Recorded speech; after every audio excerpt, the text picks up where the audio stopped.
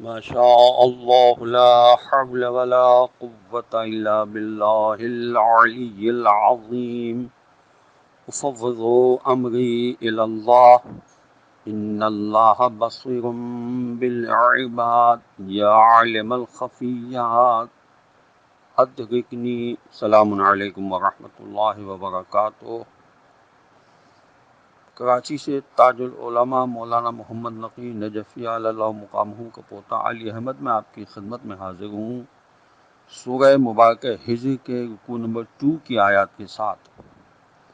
سورہ مبارکہ ہجر قرآن مجید کا 15 نمبر کا سورہ ہے. اس کے رکوع نمبر 2 میں 10 آیات ہیں جن کے نشانات ہیں 16 سے لے کر 25 تک. آیت نمبر 16 سے تلاوت کا شرح حاصل کر رہا ہوں. اعوذ باللہ من الشیطان اللعین الرجیم بسم اللہ الرحمن الرحیم وَلَقَدْ جَعَلْنَا فِي السَّمَاءِ بُرُوجًا وَزَيَّنَّاهَا لِلنَّاظِرِينَ. ترجمہ: ہم نے آسمان میں بہت سے مضبوط قلعے برج بنائے ہیں اور ان کو دیکھنے والوں کے لیے خوب بنا سجا دیا ہے. حضرت امام محمد باقر علیہ السلام سے روایت ہے کہ بروج سے مراد ستاروں کے جھنڈ ہیں. یہ تفسیر صافی میں بحوالہ تفسیر قمی لکھا ہوا ہے.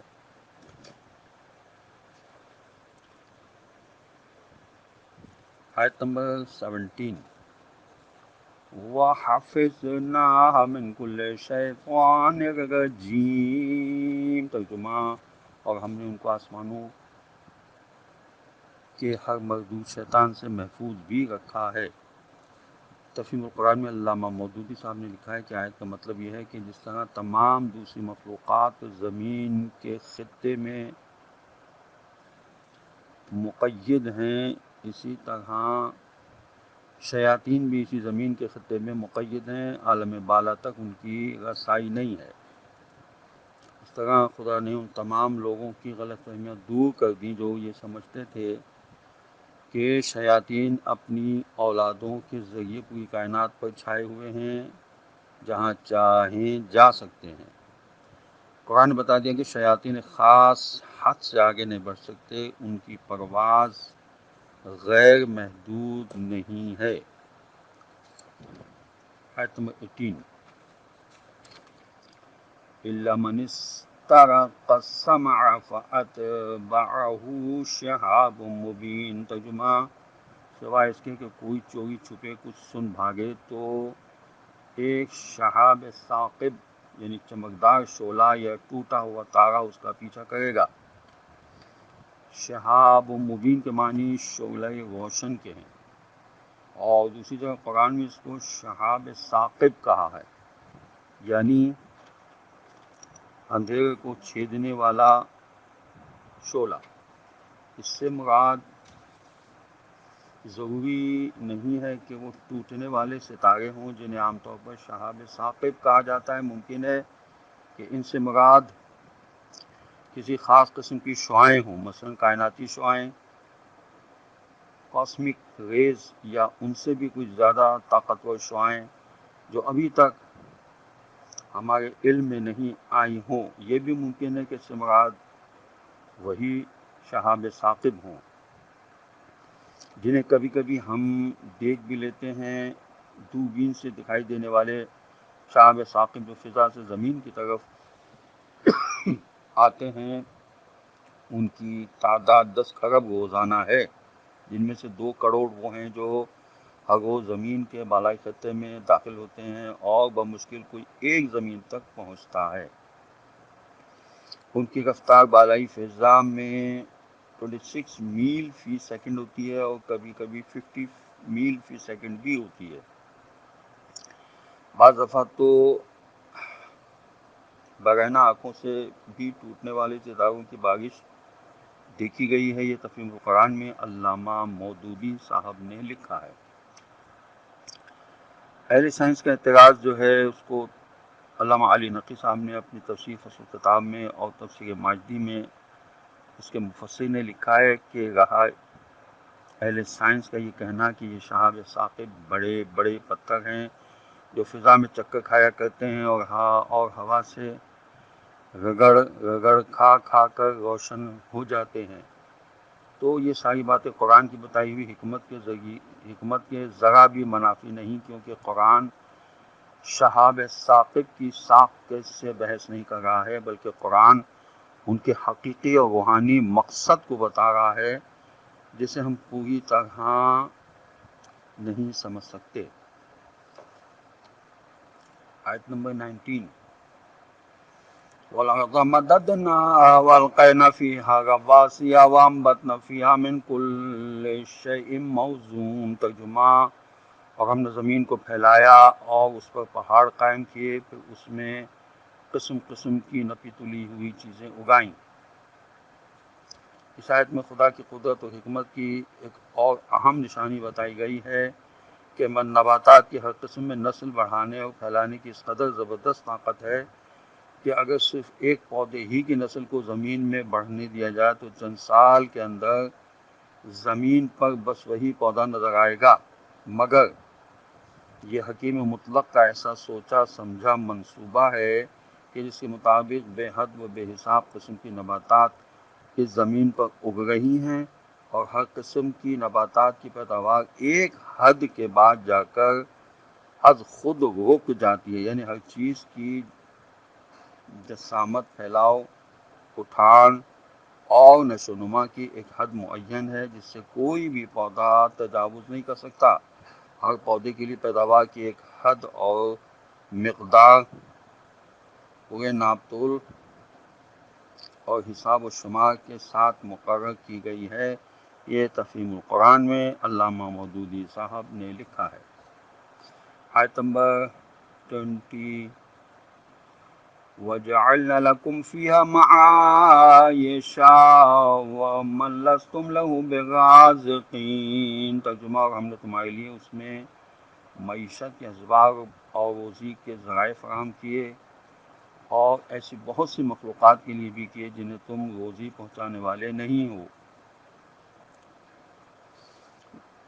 مطلب یہ ہے کہ ہم نے اسی زمین میں تمہاری روزی بھی پیدا کی ہے، اور اسباب عیش و آرام بھی پیدا کیے ہیں، اور ایسی مخلوق بھی تمہارے لیے پیدا کی ہے کہ تم جس کے رازق نہیں ہو، جیسے تمہارے غلام، نوکر، چاکر، حیوانات جن کو خدا خود رزق دیتا ہے جبکہ وہ تمہاری خدمت کرتے ہیں. یہ بھی تفسیر تبیان میں لکھا ہے. آیت نمبر 21. وَإِن مِّن شَيْءٍ إِلَّا عِندَنَا خَزَائِنُهُ وَمَا نُنَزِّلُهُ إِلَّا بِقَدْرٍ مَّعْلُومٍ. ترجمہ: کوئی چیز ایسی نہیں ہے جس کے خزانے ہمارے پاس جمع نہ ہوں، اور جس چیز کو بھی ہم اتارتے ہیں ایک مقررہ مقدار ہی میں اتارتے ہیں. تو یہ بات صرف نباتات ہی کے لیے معین نہیں کی گئی کہ ان کی نشو و نما ایک حد سے آگے نہیں بڑھتی، بلکہ تمام موجودات عالم کا یہی حال ہے. یہ تفہیم القرآن میں علامہ مودودی صاحب نے لکھا ہے، اور تفسیر جلالین میں لکھا ہے کہ آیت کے الفاظ کا مفہوم یہ ہے کہ خدا فرما رہا ہے کہ ہر چیز کو ہم صرف اتنا ہی اتارتے ہیں جتنی ہماری مصلحت کا تقاضا ہوتا ہے. اور تفسیر ماجدی میں لکھا ہے کہ اس آیت کا پیغام و خلاصہ یہ ہے کہ اللہ کے ہاں کسی چیز کی کمی نہیں ہے، ہر چیز کا ظہور قانون حکمت کے تحت ہوتا ہے. اس لیے عرفا نے اس آیت سے یہ نتیجہ نکالا کہ انسان اپنی حاجتوں کے لیے غیر خدا سے التفات کو ترک کر دے اور اپنی تمام توجہات اور آرزوؤں کا مرکز صرف خدا ہی کو بنائے. آیت نمبر 22. وَأَرْسَلْنَا الرِّيَاحَ لَوَاقِحَ فَأَنزَلْنَا مِنَ السَّمَاءِ مَاءً فَسَقَيْنَاكُمُوهُ وَمَا أَنْتُمْ لَهُ بِخَازِنِينَ. ترجمہ: اور ہم ہی نے تو ہواؤں کو بھیجا جنہوں نے بادلوں کو پانی سے بوجھل بنایا، پھر ہم نے آسمان سے پانی برسایا تو اس پانی نے تمہیں سیراب کیا، جبکہ تم اس کے ذخیروں پر قابو نہیں رکھتے تھے۔ تفسیر علی بن ابراہیم میں لکھا ہے کہ آیت کے آخری الفاظ کا مفہوم یہ ہے کہ خدا فرما رہا ہے کہ اگر ہم بار بار پانی نہ برساتے تو تمہارے بس کی یہ بات نہ تھی کہ ایک دفعہ کے برسے ہوئے پانی کو ہمیشہ کے لیے محفوظ کر لیتے۔ حضرت امام محمد باقر علیہ السلام نے فرمایا کہ جب بھی ہوا تیز تیز چلتی تھی تو جناب رسول خدا صلی اللہ علیہ وسلم اٹھتے بیٹھتے یہ دعا فرماتے تھے، اے اللہ اگر آج تو اپنے کسی بندے پر ناراض ہے اور اس ہوا کو اس پر عذاب بنا کر تو نے بھیجا ہے تو ہمیں اس عذاب سے بچانا، اور اگر اس ہوا کو تو نے رحمت بنا کر بھیجا ہے تو اسے ہمارے لیے بھی برکت قرار دینا، اور اگر ہوا چلنے پر بادل نمودار ہو کر بارش برساتے تو حضور اکرم صلی اللہ علیہ وسلم یوں دعا فرمایا کرتے تھے، اے میرے پالنے والے مالک، تیرے ہی لیے حمد و ثنا ہے، تیرا شکر ہے کہ تیرا غضب گیا اور تیری رحمتیں نازل ہونے لگی۔ یہ تفسیر روح البیان میں لکھا ہے۔ آیت نمبر 23، وَإِنَّ لَنَحْنُ نُحْيِي وَنُمِيتُ وَنَحْنُ الْوَارِثُونَ، ترجمہ، اور حقیقتاً ہم ہی زندگی دیتے ہیں اور ہم ہی موت دیتے ہیں اور ہم ہی سب کا ورثہ پانے والے ہیں۔ تفہیم القرآن میں علامہ مودودی صاحب نے لکھا کہ مطلب یہ ہے کہ تمہارے مرنے کے بعد بھی ہم باقی رہنے والے ہیں، یہاں تمہیں جو کچھ بھی ملا ہوا ہے عارضی طور پر دیا گیا ہے، آخر کار ہماری دی ہوئی تمام چیزیں تم یہیں چھوڑ کر خالی ہاتھ رخصت ہو جاؤ گے، اور یہ تمام چیزیں ہمارے ہی خزانے میں جوں کی توں رہ جائیں گی۔ تفسیر روح بیان میں لکھا ہے کہ خدا کے فرمانے کا مطلب یہ بھی ہے کہ ہم دلوں کو اپنے انوار کے ذریعے تازگی بخشتے ہیں اور دلوں کی بڑائی کو مجاہدی کی آگ سے مٹاتے ہیں۔ مطلب یہ بھی لکھا گیا ہے کہ اپنی اطاعت کے ذریعے ہم تمہیں زندہ کرتے ہیں اور بری خواہشوں کی پیروی کرنے والوں کے دلوں کو ہم مار دیتے ہیں۔ آیت نمبر 24، وَلَقَدْ عَلِمْنَا الْمُسْتَقْدِمِينَ مِنْكُمْ وَلَقَدْ عَلِمْنَا الْمُسْتَأْخِرِينَ، ترجمہ، اور ہم ان کو بھی خوب جانتے ہیں جو تم سے پہلے یا آگے گزرے ہیں، اور ان کو بھی جو تمہارے بعد آنے والے ہیں۔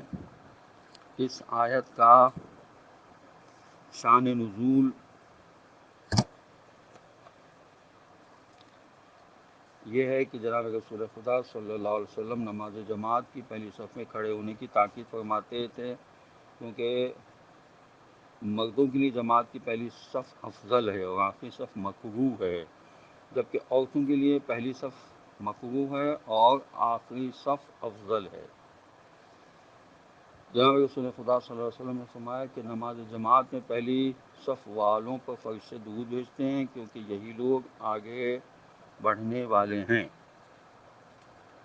آیت نمبر 25، اس رکوع کی آخری آیت ہے، وَإِنَّ رَبَّكَ هُوَ يَحْشُرُهُمْ إِنَّهُ حَكِيمٌ عَلِيمٌ، ترجمہ، اور یہ حقیقت ہے کہ تمہارے پالنے والا مالک ان سب کو ضرور اکٹھا کرے گا، کیونکہ وہ ہر کام بڑی گہری مصلحتوں کی بنا پر بالکل ٹھیک ٹھیک کرنے والا ہے، اور وہ سب کچھ اسی طرح سے جاننے والا بھی ہے۔ تفہیم القرآن میں علامہ مودودی صاحب نے لکھا ہے کہ خدا کا اس موقع پر خود کو حکیم و علیم کہنے کا مقصد یہ ہے کہ خدا کی حکمت یہ تقاضا کرتی ہے کہ وہ ساری مخلوقات کو ایک دن ضرور اکٹھا کرے گا، اور خدا کا علم اس بات پر حاوی ہے کہ خدا سے کوئی چیز اور کسی متنفس کے ہمراہ جمع ہونے سے چھوٹ نہیں سکتی۔ تمام اگلے پچھلے انسانوں کی خاک کا کوئی ذرہ بھی خدا کے علم سے کم نہیں ہو سکتا، اس لیے جو کچھ دوبارہ زندہ ہونے کو نہیں مانتا وہ دراصل خدا کی صفت حکمت سے بے خبر ہے، اور جو شخص اس بات پر حیران ہوتا ہے کہ مرنے کے بعد اور منتشر ہو جانے کے بعد ہم کس طرح دوبارہ اکٹھے ہو کر زندہ ہو جائیں گے، وہ خدا کی صفت علم کو نہیں جانتا۔